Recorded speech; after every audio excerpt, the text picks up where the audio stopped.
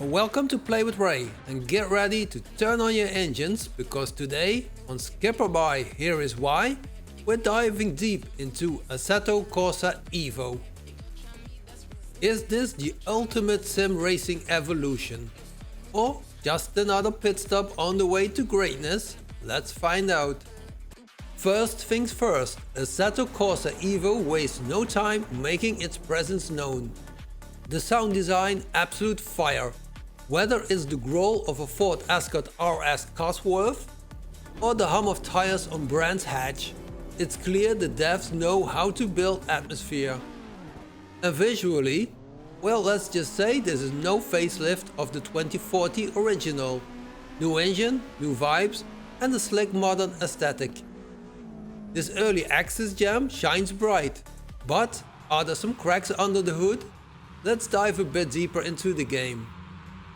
AC EVO scores high with visuals that pop. From the intricate car models to the dynamic day-night cycles, there's a lot to admire. The lighting effects are especially impressive, giving those evening races a cinematic glow. However, the rain effects? Mwah! They're about as convincing as a YouTuber's first green screen attempt. On the audio side, on the whole it's a pretty sweet thing, but in all honesty, some of the cars are a mixed bag.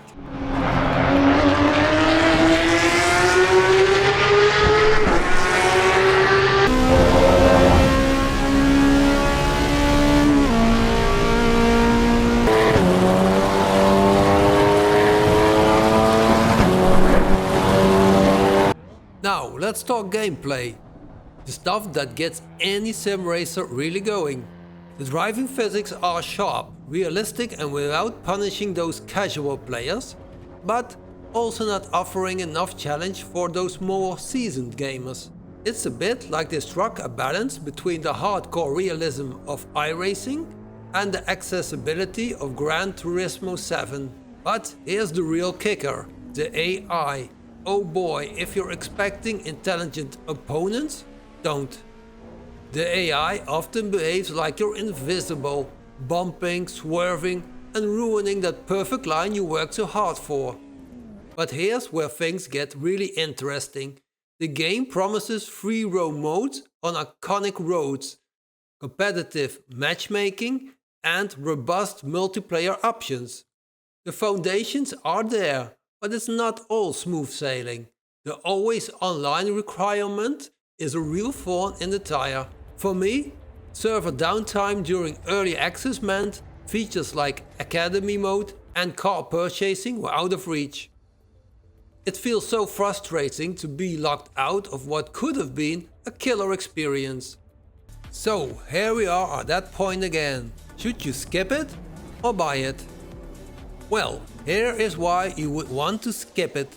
The always online requirement could be a major headache for many players, especially if you're someone who prefers to dive into a game without worrying about internet connection issues or constant server stability. If you're someone who likes offline modes or a more flexible playstyle, this could be a deal breaker. Another reason to skip it is that the AI and rain effects don't quite live up to the high expectations set by the game's ambitious goals. The AI often feels predictable and lacks the challenge that makes sim racing so rewarding, while the rain effects may look good on the surface but fail to capture the intensity and realism of driving in wet conditions. And then there is the fact that for hardcore sim lovers, this game may come off as a bit too forgiving. While it aims to be accessible to a wider audience, serious players might find that it lacks the precision and difficulty they're used to in more established simulators. And here is why you would want to buy it. If you're someone who's into breathtaking visuals and wants to experience true-to-life physics, this game shines in that area. The car models, environment and attention to detail are remarkable, making each drive feel immersive and realistic. You'll feel like you're really behind the wheel of a powerful machine. And then we have that freedom this game promises.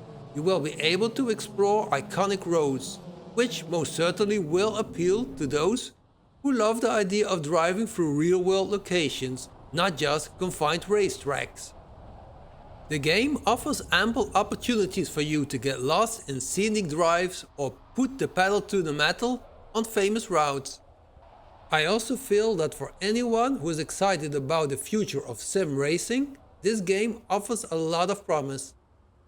The potential for a full-featured sim racer is there, and if you're someone who loves being part of a game's development as it evolves, this could be a great opportunity to jump in early and contribute feedback as it grows into something even more polished. So, there you have it, my take on this game.